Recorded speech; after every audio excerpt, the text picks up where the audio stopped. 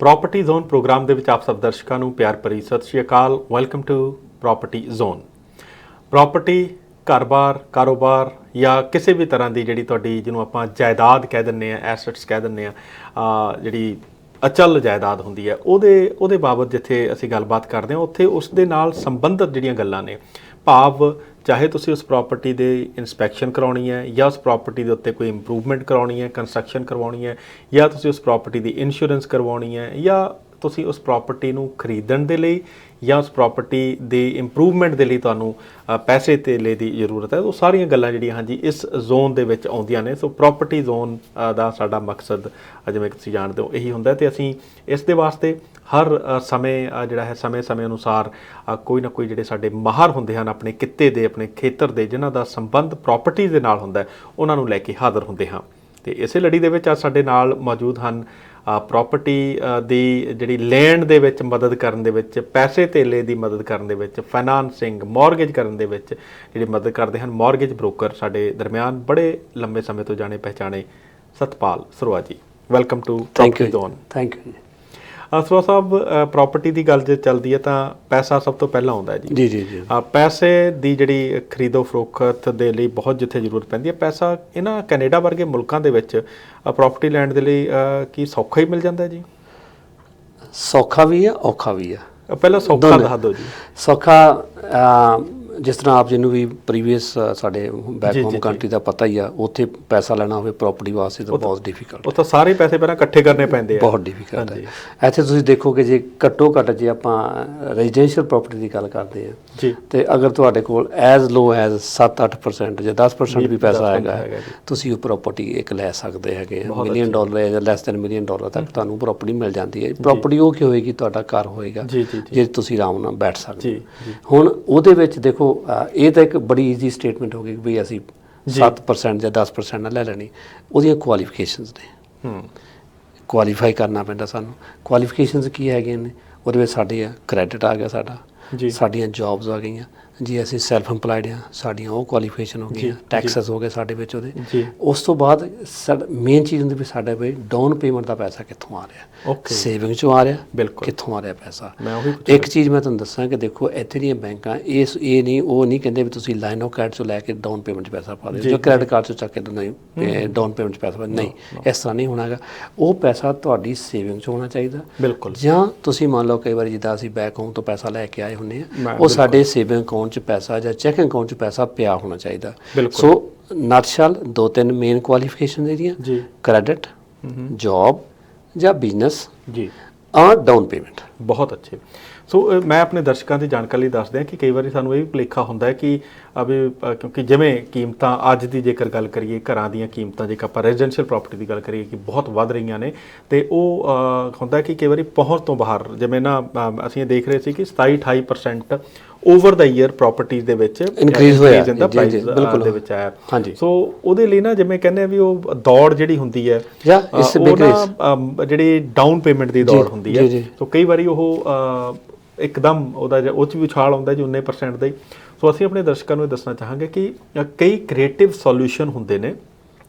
ਜੇਕਰ ਕੋਈ ਚੀਜ਼ ਕਿਤੇ ਤੁਹਾਨੂੰ ਸਮਝ ਨਹੀਂ ਲੱਗਦੀ ਕਿ ਵੀ ਸਾਡੀ ਪਹੁੰਚ ਤੋਂ ਬਾਹਰ ਹੋ ਰਹੀ ਹੈ, ਉਹਨੂੰ ਪਹੁੰਚ ਦੇ ਵਿੱਚ ਕਿਵੇਂ ਕਰਨਾ ਹੈ, ਇਹ ਜਿਹੜੀ ਪ੍ਰੋਫੈਸ਼ਨਲ ਐਡਵਾਈਸ ਹੈ ਜੀ, ਉਹਦੇ ਲਈ ਤੁਸੀਂ ਜਿੱਥੇ ਸਤਪਾਲ ਸਰੋਆ ਜੀ ਦੇ ਨਾਲ ਸੰਪਰਕ ਕਰਨਾ, ਉੱਥੇ ਰੀਅਲ ਸਟੇਟ ਦੇ ਨਾਲ ਪ੍ਰੋਪਰਟੀ ਕਿਹੜੀ ਤੁਹਾਡੇ ਲਈ ਸੂਟ ਕਰੇਗੀ, ਕਿੱਥੇ ਤੁਹਾਨੂੰ ਜਿਹੜੀ ਵਧੀਆ ਰਹੇਗੀ, ਉਹਦੇ ਲਈ ਤੁਸੀਂ ਮੇਰੇ ਨੰਬਰ ਸੁਣ ਰਹੇ ਹੋ ਪ੍ਰੋਪਰਟੀ ਜ਼ੋਨ ਦੇ ਉੱਤੇ 416-997-3000 ਅਤੇ ਮੌਰਗੇਜ ਵਾਸਤੇ 647-831-4742। ਸੋ ਗੱਲ ਜਿਹੜੀ ਹੈ ਜੀ, ਮੈਂ ਆਪਣੇ ਦਰਸ਼ਕਾਂ ਦੀ ਜਾਣਕਾਰੀ ਲਈ ਇਹ ਜਾਣਨੀ ਚਾਹਾਂਗਾ ਕਿ ਤੁਸੀਂ ਹੁਣੇ ਗੱਲ ਕੀਤੀ ਹੈ ਕਿ ਬੈਕ ਹੋਮ ਤੋਂ ਪੈਸਾ, ਜਿਹੜਾ ਬੈਕ ਹੋਮ ਤੋਂ ਪੈਸਾ ਆਉਂਦਾ ਜੀ, ਉਹ ਪੈਸਾ ਇਹ ਵੀ ਦੱਸਦਾ ਸੀ ਕਿ 2-3 ਮਹੀਨੇ ਪਹਿਲਾਂ ਜੇ ਹੋਵੇ ਤੇ ਕੀ ਉਹਦਾ ਕੋਈ ਕਾਗਜ਼ ਪੱਤਰ ਦਿਖਾਉਣਾ ਪੈਂਦਾ ਕਿ ਆ ਮੇਰੇ ਕੋਲ ਪੈਸਾ ਪਿੱਛੋਂ ਆਇਆ ਸੀਗਾ, ਜਾਂ ਉਹ ਜੇ ਬੈਂਕ ਦੇ ਵਿੱਚ 4 ਮਹੀਨੇ 6 ਮਹੀਨੇ ਪਿਆ ਤਾਂ ਕੋਈ ਐਸੀ ਗੱਲ ਨਹੀਂ? ਇਸ ਤਰ੍ਹਾਂ ਜੀ ਉਹਦੀ ਜਿਹੜੀ ਕੁਆਲੀਫਿਕੇਸ਼ਨ ਕੀ ਹੈ, ਜਿਹੜੇ from landing point of view, ਕਿ ਤੁਹਾਡੇ ਅਕਾਊਂਟ 'ਚ ਕਮ ਸੇ ਕਮ ਵੀ 1 ਮਹੀਨਾ ਪੈਸਾ ਹੋਣਾ ਚਾਹੀਦਾ ਆ। ਉਹ ਕਿੱਥੋਂ ਆਇਆ, ਕਿਵੇਂ ਆਇਆ ਉਹ ਜੀ, ਔਰ ਉਹ ਉਹ ਬੈਂਕ ਟੂ ਬੈਂਕ ਟ੍ਰਾਂਸਫਰ ਹੋਣਾ ਚਾਹੀਦਾ, ਟਰੈਕ ਹੋਣਾ ਚਾਹੀਦਾ ਉਹਦਾ, ਕੈਸ਼ ਡਿਪੋਜ਼ਿਟ ਨਹੀਂ ਹੋਣਾ ਚਾਹੀਦਾ। ਠੀਕ ਹੈ ਜੀ। ਇਹ ਨਹੀਂ ਵੀ ਤੁਸੀਂ ਇੱਧਰ ਅੱਗੇ ਪਿੱਛੋਂ ਟੈਚੀ ਭਰ ਕੇ ਲਿਆਂਦਾ ਜੀ, ਹਾਂਜੀ, ਜ਼ਮੀਨ ਵੇਚੀ ਟੈਚੀ ਭਰ ਕੇ ਲਿਆਂਦਾ, ਉਹ ਨਹੀਂ ਜੀ, ਐਦਾਂ ਨਹੀਂ ਹੋਣਾ ਚਾਹੀਦਾ। ਕਈ ਵਾਰੀ ਉਹ ਪਿੱਛੇ ਰੈਕਡ ਪੁੱਛ ਲੈਂਦੇ ਆ ਵੀ ਕਿਸ ਬੈਂਕ ਤੋਂ ਟ੍ਰਾਂਸਫਰ ਹੋਇਆ ਸੀ ਪੈਸਾ। ਅੱਜ ਕੱਲ੍ਹ ਤਾਂ ਟੈਕਨੋਲੋਜੀ ਦਾ ਟਾਈਮ ਹੈ, immediate within couple of minutes you can have all the information. ਔਰ ਇਹਦਾ ਕਾਰਨ ਉਹਦਾ ਮੈਂ ਉੱਥੇ ਉਹਦਾ ਰੀਜ਼ਨ ਕੀ ਆ, ਦੇਖੋ ਕਿ ਇੱਥੇ ਆਪਣਾ ਸਿਸਟਮ ਉਹਨੂੰ AML ਕਹਿੰਦੇ, ਐਂਟੀ ਮਨੀ ਲਾਉਂਡਰਿੰਗ। ਔਰ ਜਿਹੜੀ ਰੀਅਲ ਸਟੇਟ ਦੇ ਮਾਰਕੀਟ ਦੇ ਨਾਂ ਦੇ ਵਿੱਚ ਫਿਨ ਟਰੈਕ ਵੀ ਕਿਹਾ ਜਾਂਦਾ ਉਹਨੂੰ, ਫਾਈਨੈਂਸ਼ੀਅਲ ਜਿਹੜੀ ਟ੍ਰਾਂਜੈਕਸ਼ਨਸ ਜਿਹੜੀ ਐਂਟੀ ਮਨੀ ਲਾਉਂਡਰਿੰਗ ਹੈਗੀ ਹੈ। ਕਿਉਂਕਿ ਦੇਖੋ ਗਵਰਨਮੈਂਟ ਸਾਡੀ ਇੱਥੇ ਇਹਨਾਂ ਦਾ ਇੱਕ ਸਿਸਟਮ ਬਹੁਤ ਜ਼ਿਆਦਾ ਅੱਛਾ ਲੱਗਦਾ, ਚੰਗਾ ਲੱਗਦਾ, ਕਿ ਉਹ ਨਹੀਂ ਚਾਹੁੰਦੇ ਕਿ ਕੋਈ ਗਲਤ ਤਰੀਕੇ ਨਾਲ ਕਮਾਇਆ ਹੋਇਆ ਪੈਸਾ ਸਾਡੀ ਮਾਰਕੀਟ ਦੇ ਵਿੱਚ ਐਂਟਰ ਕਰੇ। ਬਿਲਕੁਲ ਬਿਲਕੁਲ ਬਿਲਕੁਲ, ਸਿੰਪਲ ਇਜ਼ ਦੈਟ। ਬਹੁਤ ਅੱਛੇ। ਔਰ ਉਹਦੇ ਵਾਸਤੇ ਇਸ ਕਰਕੇ ਕਹਿੰਦੇ ਨੇ ਵੀ ਤੁਸੀਂ ਵੀ ਕਿੱਥੋਂ ਕਿਸ ਬੈਂਕ ਚੋਂ, ਮੰਨ ਲਓ ਬੈਂਕ A ਤੋਂ ਟ੍ਰਾਂਸਫਰ ਹੋਇਆ ਸੀ ਪੈਸਾ, ਬੈਂਕ B 'ਚ ਆ ਗਿਆ, ਇਹਦਾ ਸਾਨੂੰ ਟਰੈਕ ਦਿਓ, ਬਿਲਕੁਲ ਇਹਦਾ ਰੈਕਡ ਦਿਓ ਤੁਸੀਂ। ਸੋ ਅਸੀਂ ਆਪਣੇ ਦਰਸ਼ਕਾਂ ਨੂੰ ਇਹ ਬੇਨਤੀ ਕਰਦੇ ਹਾਂ ਕਿ ਜਦੋਂ ਇਦਾਂ ਕਦੇ ਪੈਸਾ ਤੁਹਾਨੂੰ ਮੰਗਾਉਣ ਦੀ ਲੋੜ ਪੈਂਦੀ ਹੈ ਤਾਂ ਕਿਉਂਕਿ ਤੁਸੀਂ ਇਸ ਕੈਨੇਡਾ ਵਰਗੇ ਮੁਲਕ ਦੇ ਵਿੱਚ ਆਪਣੀ ਇੱਕ ਐਸਟ, ਇੱਕ ਆਪਣੀ ਪ੍ਰਾਪਰਟੀ ਬਣਾਉਣ ਜਾ ਰਹੇ ਹੁੰਦੇ ਹੋ, ਤੇ ਉਹ ਪੈਸਾ ਜਿਹੜਾ ਹੈ ਜੀ ਕਿਰਪਾ ਕਰਕੇ ਉਸ ਨੂੰ ਸਹੀ ਰਾਹ ਦੇ ਉੱਤੇ ਬੈਂਕ ਟੂ ਬੈਂਕ ਜੇਕਰ ਮੰਗਾਓਗੇ ਤਾਂ ਉਹ ਬੇਸ਼ੱਕ ਤੁਹਾਡੀ ਥੋੜੀ ਬਹੁਤ ਜਿਹੜੀ ਫੀਸ ਹੋਏਗੀ, ਟ੍ਰਾਂਜੈਕਸ਼ਨ ਫੀਸ ਹੀ ਲੱਗੇਗੀ, ਲੇਕਿਨ ਤੁਹਾਡਾ ਪੈਸਾ ਜਿਹਨੂੰ ਕਹਿੰਦੇ ਉਹ ਸਭ ਚਿੱਟਾ ਜਿਹੜਾ ਵਾਈਟ ਮਨੀ ਹੈ ਨਾ ਜੀ, ਹਾਂ ਵਾਈਟ ਹੋਏਗਾ। ਸੋ ਉਸ ਗੱਲ ਦਾ ਬਹੁਤ ਖਿਆਲ ਰੱਖਣਾ ਜੀ।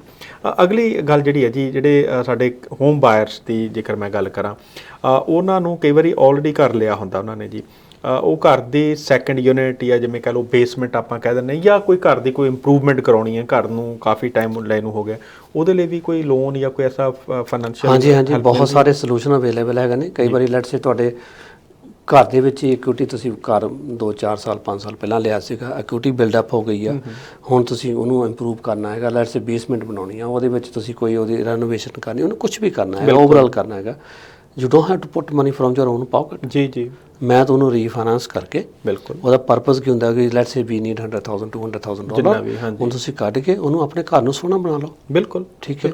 ਔਰ ਕਈ ਵਾਰੀ ਸਾਡੇ ਥੋੜੇ ਬਹੁਤੇ ਪੈਸੇ ਕ੍ਰੈਡਿਟ ਕਾਰਡਾਂ ਦੇ ਹੁੰਦੇ, ਤੁਸੀਂ ਉੱਥੇ ਪੈਸਾ ਉਹਨੂੰ ਉੱਥੇ ਕ੍ਰੈਡਿਟ ਕਾਰਡਾਂ 'ਚ ਪੇ ਕਰਦੇ ਤਾਂ ਕਿ ਤੁਹਾਡਾ ਜਿਹੜਾ ਕ੍ਰੈਡਿਟ ਜਿਹੜਾ ਉਹ ਇੰਟੈਕਟ ਰਹੇ, ਉਹਦੇ ਤੇ ਇਫੈਕਟ ਨਹੀਂ ਹੋਣਾ ਚਾਹੀਦਾ। ਇਸ ਚੀਜ਼ ਦਾ ਜਿਹੜਾ ਧਿਆਨ ਹੈ ਉਹ ਬਹੁਤ ਜ਼ਰੂਰੀ ਹੈ ਸਾਡੇ ਵਾਸਤੇ, ਕ੍ਰੈਡਿਟ ਐਂਡ ਕ੍ਰੈਡਿਟ। ਜਿਵੇਂ ਕਹਿੰਦੇ location and location real estate 'ਚ ਕਿਹਾ ਜਾਂਦਾ ਹੈ, ਇਸੇ ਤਰ੍ਹਾਂ ਮੌਰਗੇਜ ਦੇ ਖੇਤਰ ਦੇ ਵਿੱਚ, ਫਾਈਨਾਂਸ ਦੇ ਖੇਤਰ ਦੇ ਵਿੱਚ ਕ੍ਰੈਡਿਟ। ਸੋ ਇਹ ਤਾਂ ਹੋ ਗਈ ਜੀ ਕ੍ਰੈਡਿਟ ਦੀ ਗੱਲ। ਹੁਣ ਘਰ ਦੀ ਮੌਰਗੇਜ ਵੀ ਹੋ ਗਈ, ਘਰ ਲੈ ਵੀ ਲਿਆ, ਘਰ ਦੀ ਇੰਪਰੂਵਮੈਂਟ ਦੇ ਲਈ ਵੀ ਲੋਨ ਹੋ ਗਿਆ। ਫਿਰ ਆਉਂਦਾ ਜੀ ਇੱਕ ਹੁਣ ਆਪਾਂ ਹੋਰ ਪ੍ਰਾਪਰਟੀ ਲਈ। ਜੀ ਬਿਲਕੁਲ, ਸਾਡੇ ਕੋਲ ਘਰ ਦੀ ਇਕੁਇਟੀ, ਕੀ ਇਹ ਐਡਵਾਈਜ਼ੇਬਲ ਹੈਗਾ ਕਿ ਜੇ ਘਰ ਦੇ ਵਿੱਚ ਇਕੁਇਟੀ ਪਈ ਹੈ ਤਾਂ ਉਸ ਇਕੁਇਟੀ ਨੂੰ ਯੂਜ਼ ਕਰਦੇ ਹੋਏ ਤੁਸੀਂ ਕੋਈ ਹੋਰ ਰੀਅਲ ਸਟੇਟ ਜਾਂ ਕੋਈ ਹੋਰ ਇਨਵੈਸਟਮੈਂਟ ਇੱਦਾਂ ਦੀ ਕਰੋ? ਹਾਂਜੀ, ਇੱਥੇ ਦੇਖੋ ਇਟਸ ਨਾਟ ਅਗੇਂਸਟ ਦਾ ਲਾ ਨਹੀਂ ਹੈਗਾ। ਤੁਸੀਂ ਕਈ ਵਾਰੀ ਇਕੁਇਟੀ ਪੈਸਾ ਲਿਆ, ਉਹਨੂੰ ਕੱਢ ਕੇ ਸਾਈਡ 'ਤੇ ਰੱਖ ਲੈਂਦੇ, ਸੇਵਿੰਗ 'ਚ ਪਾ ਦਿੰਦੇ ਹੈਗੇ। ਜਦੋਂ ਕਿਤੇ ਕੋਈ ਅੱਛੀ ਅਪਰਚੁਨਿਟੀ ਆਉਂਦੀ, ਅਵੇਲੇਬਲ ਹੁੰਦੀ ਹੈਗੀ ਆ, ਅਤੇ ਤੁਹਾਨੂੰ ਇਮੀਡੀਏਟਲੀ ਫਿਰ ਉੱਥੋਂ ਨਹੀਂ ਪੈਸਾ ਕੱਢਣਾ ਪੈਂਦਾ। ਔਰ ਬੈਂਕਸ ਵੀ ਇਹ ਲਾਈਕ ਨਹੀਂ ਕਰਦੀਆਂ, ਲੈਂਡਰ ਵੀ ਲਾਈਕ ਨਹੀਂ ਕਰਦੇ ਕਿ ਤੁਸੀਂ ਅੱਜ ਇਸ ਇੱਕ ਘਰ 'ਚੋਂ ਪੈਸਾ ਕੱਢ ਲਏ ਹੈਗੇ ਔਰ ਉਹਦੀ ਡਾਊਨ ਪੇਮੈਂਟ ਦੂਸਰੇ ਘਰ 'ਤੇ ਪਾ ਰਹੇ ਹੈਗੇ। ਰਾਈਟ ਵੇ ਨਹੀਂ, ਠੀਕ ਹੈ। ਅੱਛਾ, ਦੂਸਰਾ ਇਹ ਉਹਦਾ ਐਡਵਾਂਟੇਜ ਇਹ ਹੋ ਜਾਂਦੀ ਕਿ ਤੁਸੀਂ ਅੱਜ ਤੁਹਾਡੇ ਕੋਲ ਪੈਸਾ ਤੁਸੀਂ ਸਾਈਡ 'ਤੇ ਰੱਖਿਆ ਹੈਗਾ, ਦੇਖੋ, ਔਰ ਤੁਸੀਂ ਹੁਣ ਇੱਕ ਪ੍ਰਾਪਰਟੀ ਲੱਭਦੇ ਆ, ਤੁਹਾਨੂੰ ਪਤਾ ਕਿ ਮੇਰੇ ਕੋਲ ਪੈਸਾ ਹੈਗਾ, ਮੇਰਾ ਕ੍ਰੈਡਿਟ ਹੈਗਾ, ਠੀਕ ਹੈ ਜੀ, ਔਰ ਤੁਸੀਂ ਫਿਰ ਆਪਣੀ ਚੁਆਇਸ ਦੀ ਪ੍ਰਾਪਰਟੀ ਲੱਭ ਸਕਦੇ ਵਿਦਆਊਟ ਕਮਿੰਗ ਅੰਡਰ ਪ੍ਰੈਸ਼ਰ। ਬਹੁਤ ਅੱਛਾ ਜੀ, ਇਹ ਬੜੀ ਸਿਆਣੀ ਗੱਲ ਕੀਤੀ ਹੈ ਕਿ ਤੁਹਾਨੂੰ ਇਹ ਨਾ ਸਮਝ ਲਿਆ ਜਾਵੇ ਕਿ ਮੇਰੇ ਘਰ ਦੇ ਵਿੱਚ $1.5 ਮਿਲੀਅਨ ਦੀ ਇਕੁਇਟੀ ਬਿਲਡਅਪ ਹੋਈ ਪਈ ਹੈ, ਤੇ ਜੇ ਮੈਂ 5 ਲੱਖ ਜਾਂ 4 ਲੱਖ ਦੀ ਕੋਈ ਚੀਜ਼ ਤੁਹਾਨੂੰ ਅੱਜ ਲੱਭ ਜੇ ਤੇ ਹੁਣੇ ਤੁਹਾਨੂੰ ਪੈਸੇ ਕੱਢ ਕੇ ਹੁਣੇ ਉਸ ਨੂੰ ਲੈ ਲਓ।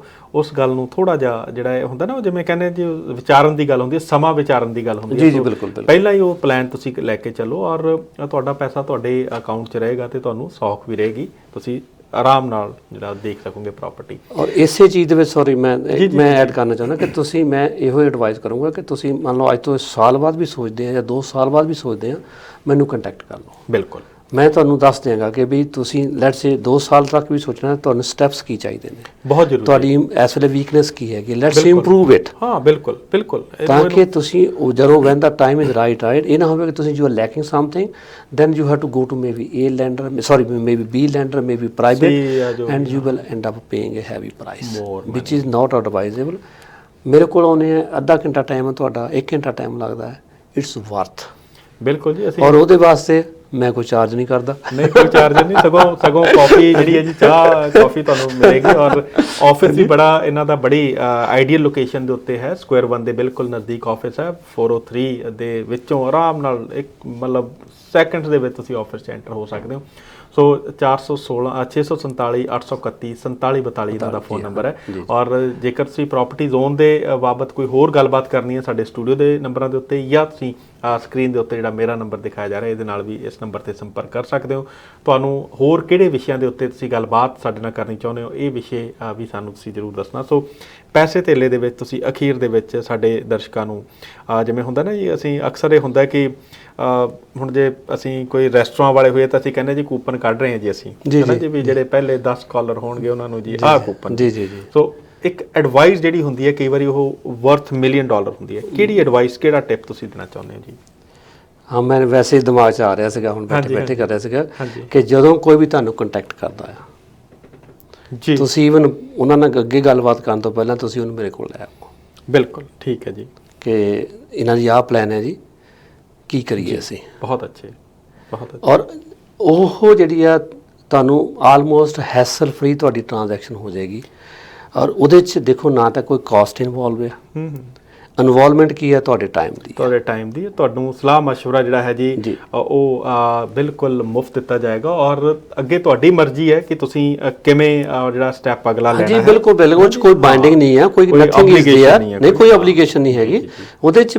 ਮੇਰਾ ਅਸਲ ਦਿਲੋਂ ਇਹ ਹੁੰਦਾ ਕਿ ਅਗਰ ਅੱਜ ਕਲਾਇੰਟ ਦੇ ਕੋਲ ਕੁਝ ਲੈਟਸ ਕੋਈ ਡਿਫਿਕਲਟੀ ਵੀ ਹੈਗੀ ਆ, ਕੋਈ ਡੈਫੀਸ਼ੀਐਂਸੀ ਹੈਗੀ ਆ, ਅਸੀਂ ਉਹਨੂੰ ਇਨ ਟਾਈਮ ਪੂਰਾ ਕਰ ਦਈਏ। ਬਹੁਤ ਅੱਛਾ। ਦੂਸਰਾ ਮੈਂ ਤੁਹਾਨੂੰ ਇੱਕ ਮੇਰੀ ਦਿਲੀ ਖਾਸ਼ ਹੈ ਕਿ ਜਿਹੜਾ ਵੀ ਕੋਈ ਵੀ ਕਲਾਇੰਟ ਕੋਈ ਵੀ ਮੇਰੇ ਕੰਟੈਕਟ 'ਚ ਆਵੇ, ਸਾਡਾ ਉਹਦਾ ਨਾਲ ਲਾਈਫ ਟਾਈਮ ਰਿਲੇਸ਼ਨਸ਼ਿਪ ਹੋਣਾ ਚਾਹੀਦਾ। ਬਿਲਕੁਲ ਬਿਲਕੁਲ, ਤਾਂ ਕਿ ਉਹਨੂੰ ਮਹਿਸੂਸ ਹੋਵੇ ਕਿ I can go back to that office any time. So that's how I like put myself in the market. ਜਿਹੜੀ ਸਾਡੀ ਸੁਸਾਇਟੀ ਦੇ ਵਿੱਚ ਮੈਂ ਇੱਦਾਂ ਆਪਣੇ ਆਪ ਨੂੰ ਲੈ ਕੇ ਜਾਣਾ ਚਾਹੁੰਦਾ ਹਾਂ। ਬਹੁਤ ਅੱਛੇ। ਸੋ ਤੁਹਾਡਾ ਬਹੁਤ ਬਹੁਤ ਸ਼ੁਕਰੀਆ ਜੀ। ਔਰ ਅੱਜ ਸਾਡੇ ਪ੍ਰਾਪਰਟੀ ਜ਼ੋਨ ਪ੍ਰੋਗਰਾਮ 'ਚ ਆਏ। ਤਾਂ ਅਗਲੇ ਪ੍ਰੋਗਰਾਮ 'ਚ ਫਿਰ ਕਿਸੇ ਦਿਨ ਮੁਲਾਕਾਤ ਹੋਏਗੀ, ਤਦ ਤੱਕ ਲਈ ਸਤਿ ਸ਼੍ਰੀ ਅਕਾਲ ਜੀ। ਸਤਿ ਸ਼੍ਰੀ ਅਕਾਲ।